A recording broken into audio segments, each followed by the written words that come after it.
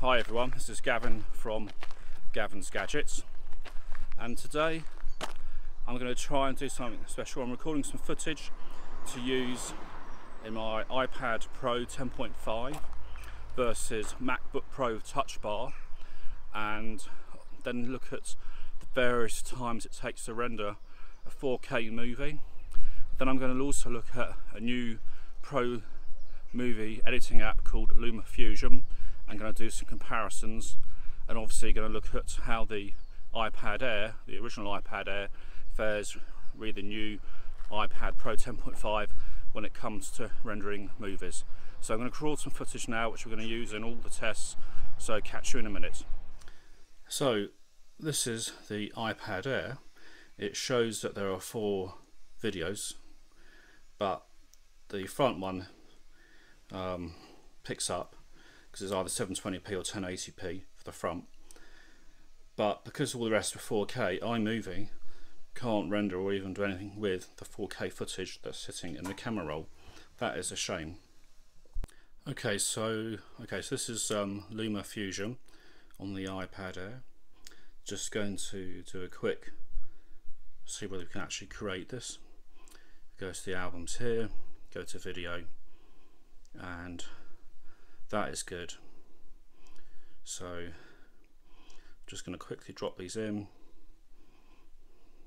So if you want to do 4K video on your iPad mini, iMovie doesn't work, but you can do that. So now I have this movie with all the different clips in there. Now for speed, what I'm going to do is going to bring this in. I'm going to time how long it takes to render this video. So let's do movie, and say it's the Photos app. It says loads of options. You've got the resolution. So the maximum resolution on this one is 2K, which is interesting for the iPad mini, but at least it can do that. And there's your various estimated size is 1.7 gigs. So let's see how long that takes, and I'm going to start this now.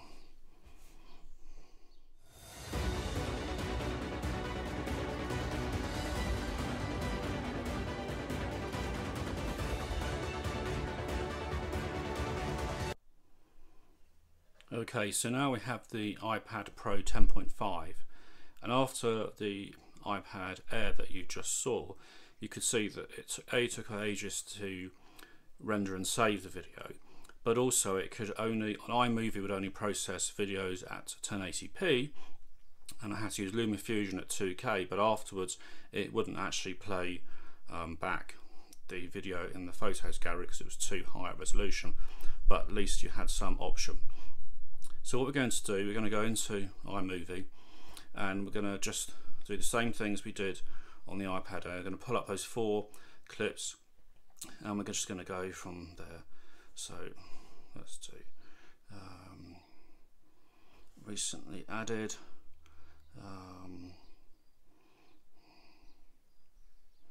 so let's just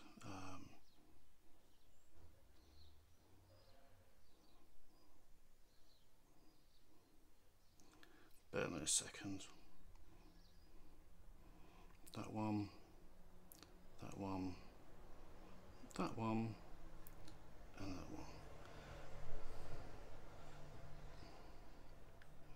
And let's do.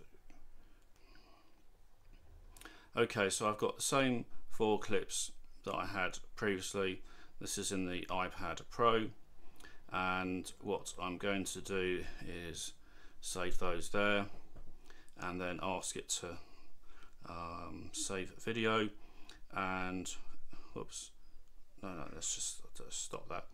I want it to save the video at 4K, and I'm going to time that, bring the stopwatch in, and we'll just see the difference, how long this takes.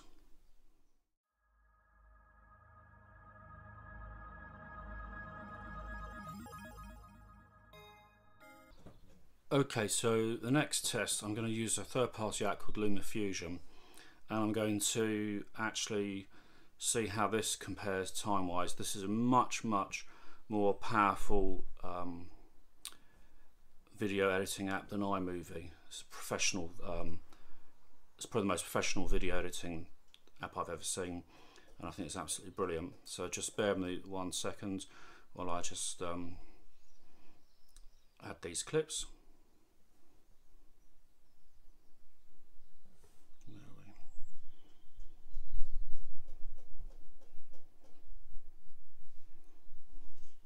Oh, they're doubled up, that's why.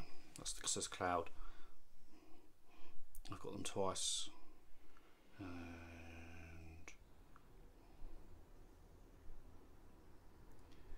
there we go, because I airdropped them across, that's what it was. So there we go, that's the movie all done. And I'm going to do the same thing. Let's just save that. Let's save the movie. It's the Photos app, 4K, 3.5 gig. And are we ready? Steady, go.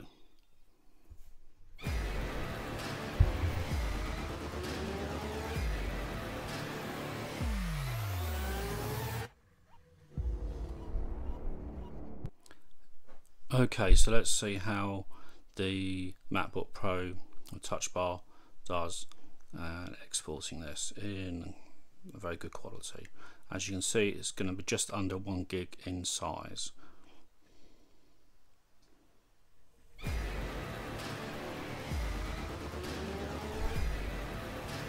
have it. I've just done all the tests for the different devices. So obviously the really highly specified MacBook Pro Touch Bar with the Core i7 and all the extra graphics there. And that was the fastest, but that's really top of line device, and you'd hope it would be faster. Also with iMovie on the MacBook Pro, you have higher quality 4K exporting, which can take the file size from 1 gig up to about 20 gig in size. Pretty epic size, but that does take considerably longer to actually export, something nearer 20 minutes. But it is really high quality 4K, but really not needed. In terms of the iPad Pro 10.5, that was just superb for its price point. Really fast 4K rendering, but very interesting. The iMovie was 25 seconds slower than a third-party app called Luma Fusion. This whole video you're watching, including all the footage, the titles, special effects, video, have all been done on the Luma Fusion app. It really makes pro editing on the iPad 10.5 a breeze. Also, Luma Fusion allowed the old iPad Air to export, first of all edit 4K and export at 2K, although you couldn't play it back. You can only play back 1080p video in the Photos Gallery app on the iPad Air. And finally, it just shows how versatile, how far video editing has come. So this is obviously all recorded on my iPhone 7 Plus. I'm going to do another video showing you some of the gear that I'm using to record this, because I've got a few bits and pieces that make this really quite cool. Anyway, for now, keep good, keep well, and I'll catch you soon.